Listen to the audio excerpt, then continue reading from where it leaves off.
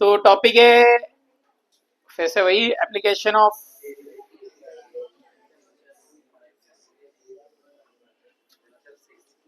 Lecture 6 last है ना। ठीक है, सम नंबर 12। पहला क्वेश्चन पढ़ते, थोड़ा समझने की कोशिश करते क्वेश्चन में क्या गिवन है, कैसे करना है, क्या है। पहला है manufacturing company producers x items, का मतलब क्या हुआ, तो डिमांड हो गया x. Total cost of 40 plus 2x, मतलब total cost 40 plus 2x। Their price is given by p is equal to 120 minus x, तो प्राइस दिया कितना 120 माइनस x।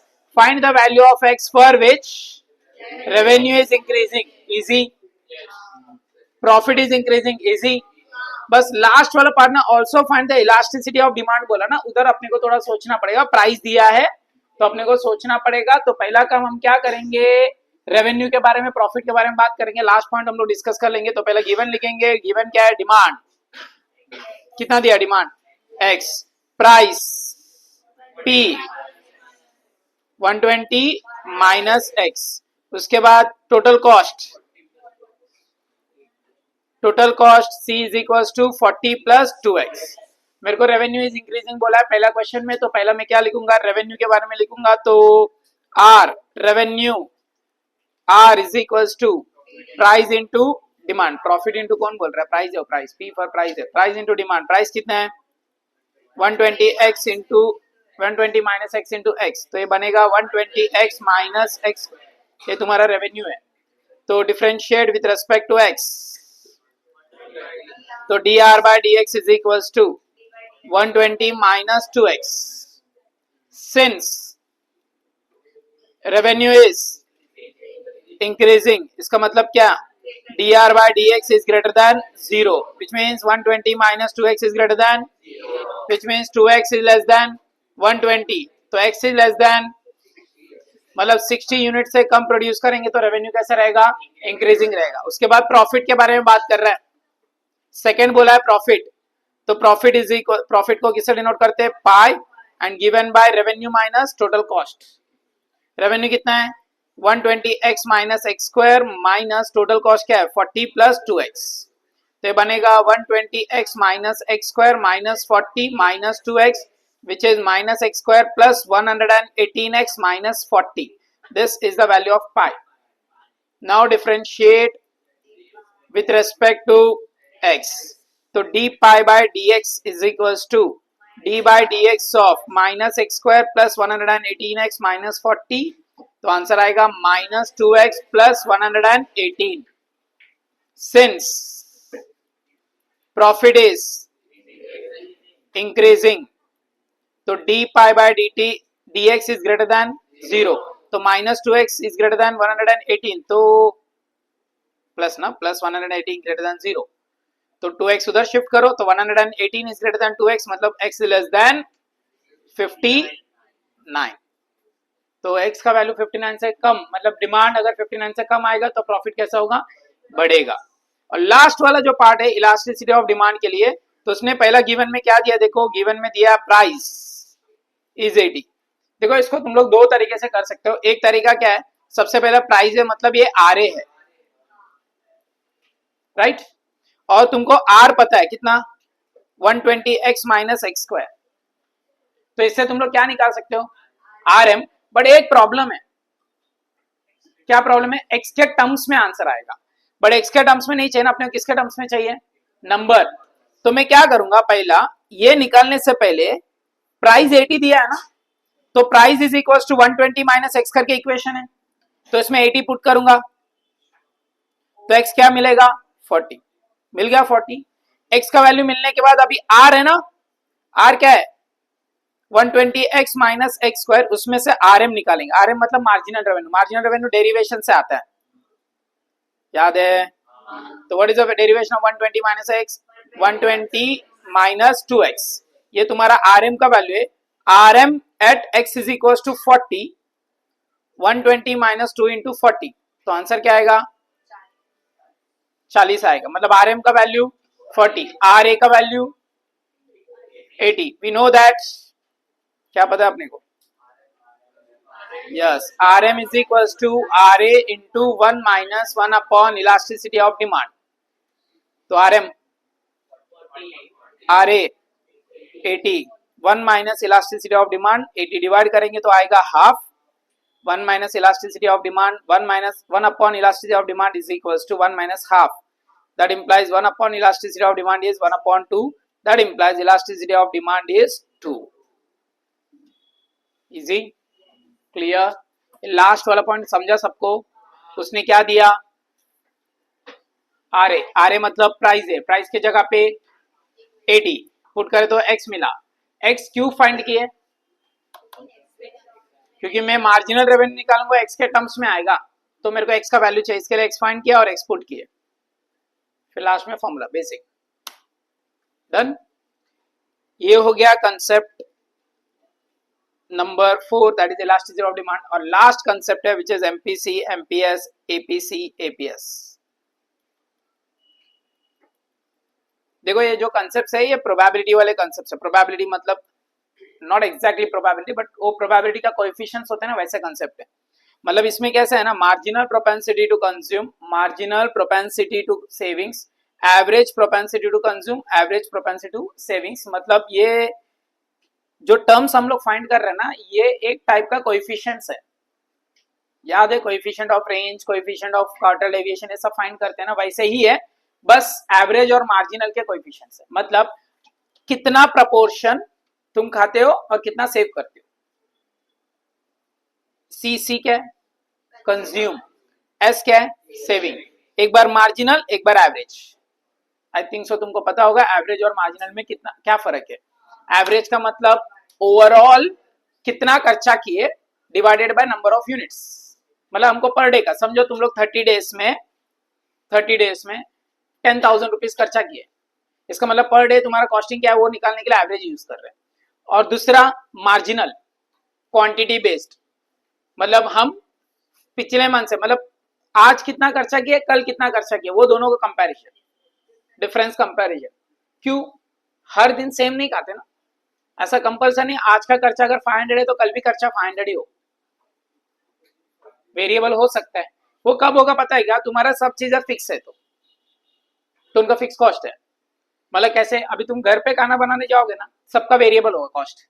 आज का कॉस्ट और कल का कॉस्ट तो वेरिएबल रहेगा. बट अगर तुम लोग कहीं से मंगा रहे हो और तुम्हारा फिक्स है, जैसे देखो वो बाहर अगर वो डब्बा वाला जो कंसेप्ट है बॉम्बे में चलता है, तो उसमें कैसा है ना, वो लोग का टिफिन फिक्स है. मतलब मंथली 1500 रुपीज उसके लिए जाएगा, तो वो रोज का कॉस्ट फिक्स है. वो लोग का नहीं रहेगा मार्जिनल वैल्यू. वो लोग का फूड का कॉस्ट क्या रहेगा? फिक्स रहेगा. तो उसमें मार्जिनल वैल्यू क्या रहेगा? 0. क्यों? चेंजेस नहीं होने वाला है. बट एवरेज कॉस्ट क्या है? 150. सपोज डे का 150 हो रहा है. बट बताओ सिर्फ फूड मतलब कंज्यूम मतलब सिर्फ फूड ही है क्या?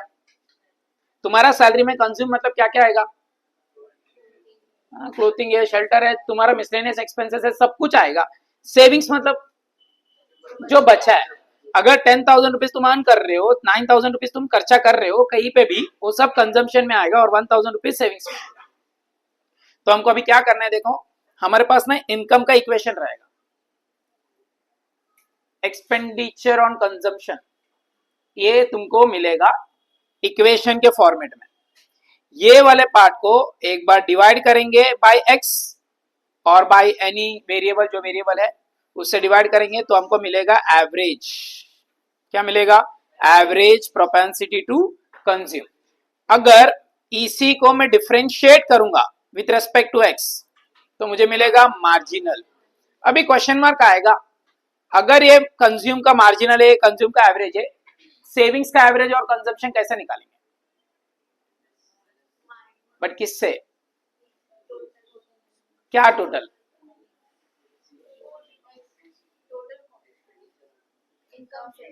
देखो इसमें से माइनस नहीं कर सकते हो बिकॉज ये इक्वेशन है.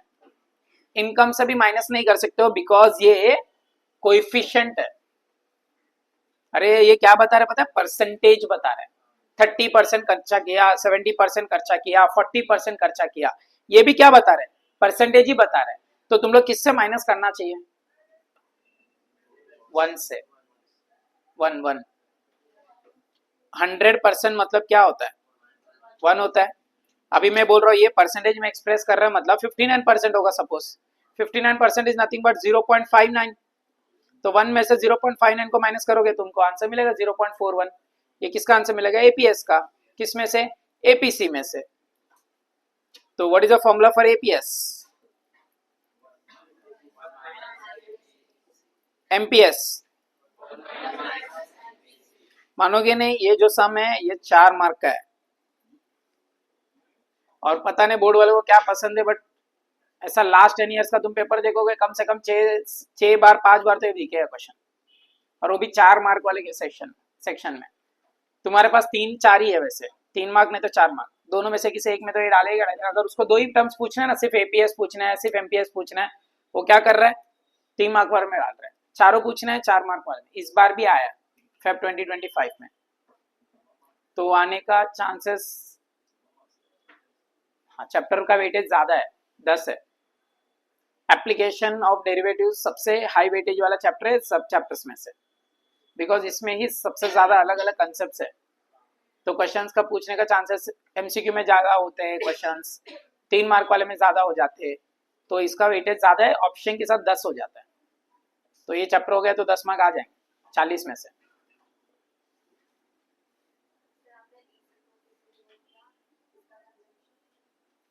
एक्सपेंडिचर ऑन कंजम्पशन, बट वो ईसी जो है ना वो इक्वेशन है, मतलब ऐसा नंबर नहीं है।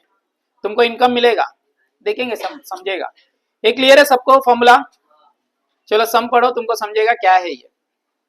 Find MPC, MPS, APC, APS if the expenditure of person with income I is given as. देखो कितना कमा रहा है, 1000 रुपए कमा रहा है, ये उसका इक्वेशन है खर्चा का। तो अपने को क्या फाइंड करना है? MPC, MPS, APC, APS. तो सबसे पहला क्वेश्चन नंबर 14 ना, ईसी दिया है कितना? ईसी कितना दिया है? 0.0003 आई स्क्वायर। ये सम है ना, बहुत ज्यादा चांसेस है गड़बड़ होने का, बिकॉज जीरो के वजह से अपना हो जाता है। ये जो जीरो है ना वो गड़बड़ कराएंगे, तो थोड़ा ध्यान से करने का कैलकुलेशन कर समय, बाकी तो नॉर्मल है। ईसी मेरे को मिल गया। चलो पहला मैं फाइंड करता हूं APC. What is APC? EC upon x, not x i, क्योंकि इसमें वेरिएबल आई चल रहा है, एक्स चला तो एक्स। तो क्या आएगा? 0.0003 i square plus 0.075 i upon i. तो क्या आएगा? 0.0003 आई प्लस 0.075 आई कैंसिल हो गया। अभी APC at I is equal to 1000, इसको तुम ऐसा भी लिख सकते हो, for I is equal to 1000, APC is equal to 0.0003 into 1000 plus 0.075 which is 0.375। समझा क्या? ये पहला 0.3 बनेगा, फिर ये ऐड होगी क्या बनेगा? 0.375। ये तुम्हारा एपीसी का आंसर है। Since APC plus APS is equals to 1, therefore APS is equals to what? 1 minus 0.375 which is 0.625. This is the value of what? APS. Now MPC, बोलो derivation of EC but with respect to I। क्यों I के terms में बोलो derivation of 0.0003 I square plus 0.075 I। बोलो what is the derivation of 0.0003 I square? 0.0006 I, 2 times होगा, plus 0.075। This is the value of what? MPC for, बोलो MPC is equals to 0.0006 into 1000 plus 0.075। तो answer ये 0.675। But MPC में खत्म, क्या find करना है? MPS. Since MPS is equals to 1 minus MPC, 1 minus 0.675, therefore MPS is equals to 0.325। खत्म, chapter done. तुमको प्रैक्टिस के लिए मिसलेनियस में एक एग्जांपल है, वो प्रैक्टिस कर सकते हो। देखो sorry solve example application of derivatives, जैसे मैंने बोला है ये 10 मार्क्स तक आता है विद ऑप्शन। तो बेसिकली अगर चैप्टर का समरी देखा जाए ये सिर्फ बेसिक टॉपिक्स के ऊपर है। मतलब क्या, फर्स्ट टैंजेंट एंड नॉर्मल, जिसमें हम लोग क्या सीखते हैं, equation of tangent equation of normal कैसे फाइंड किया जाता है। तो सबसे पहला हमको मिलता है कर्व, कर्व को हम लोग डिफरेंशिएट करते हैं dy बाई डी एक्स, फिर dy बाई डी एक्स को लेके जाते हैं x1 y1 के थ्रू, ये बन जाता है slope of tangent, yes no, dy by d x at x1 y1, इसी को हम लोग बोलते हैं m, फिर इसको लेके जाते हैं y minus y1 is equal to m times of x minus x1 के बाद इक्वेशन ऑफ टैंजेंट के पास। ये होने के बाद यही स्लोप को फिर से हम लोग इधर लेके जाते हैं स्लोप ऑफ नॉर्मल के पास, जिसको हम लोग डिनोट करते हैं m dash, which is -1 upon m। फिर इसको लेके हम लोग इक्वेशन बनाते हैं y minus y1 is equal to m dash of x minus x1। ये इक्वेशन ऑफ नॉर्मल है।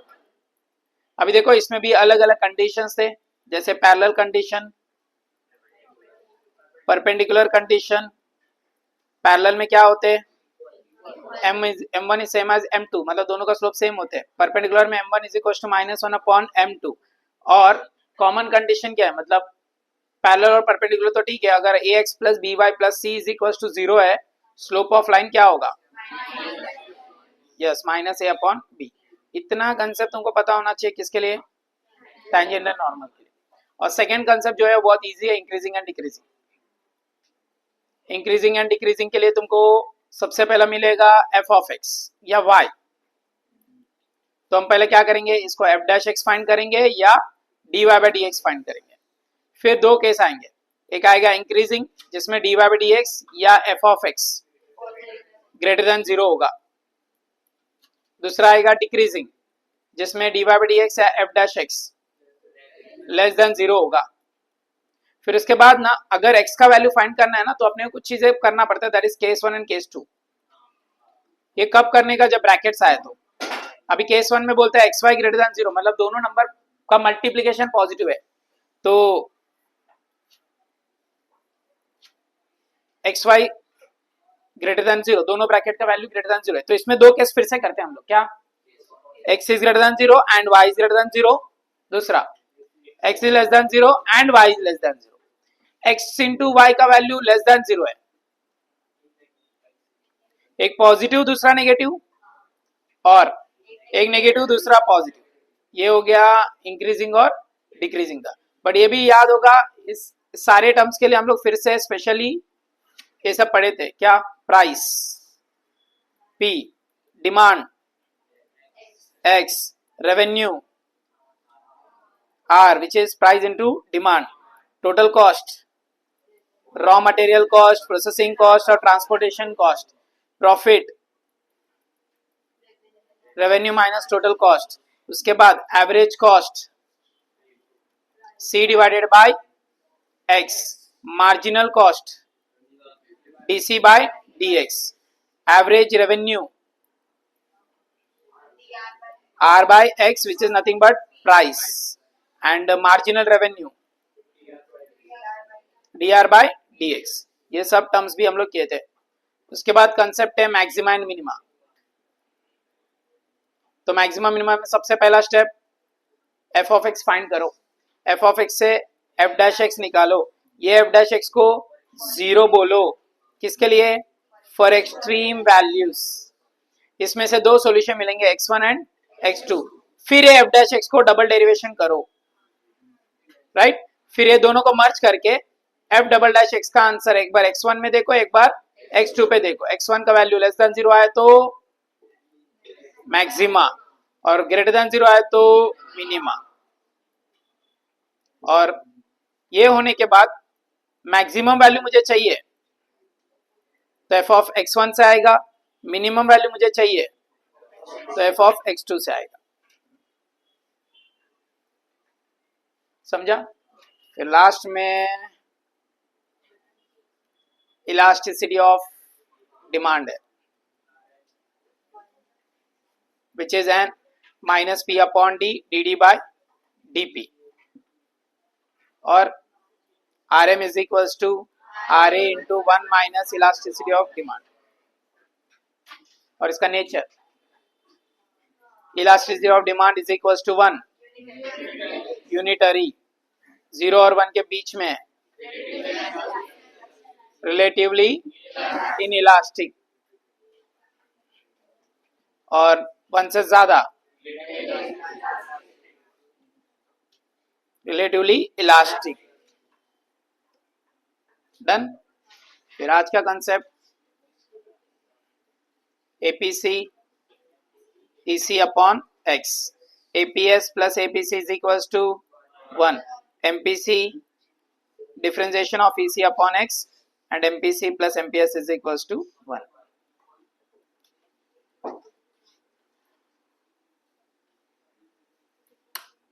खत्म।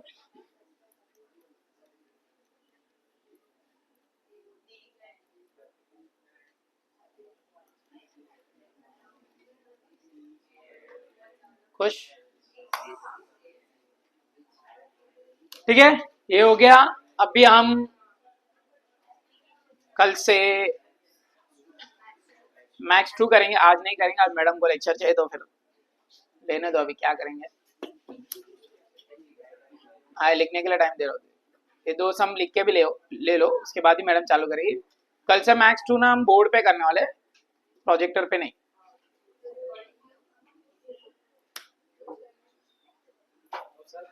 मेरे को बोर हो रहा है ऐसा पढ़ाने में।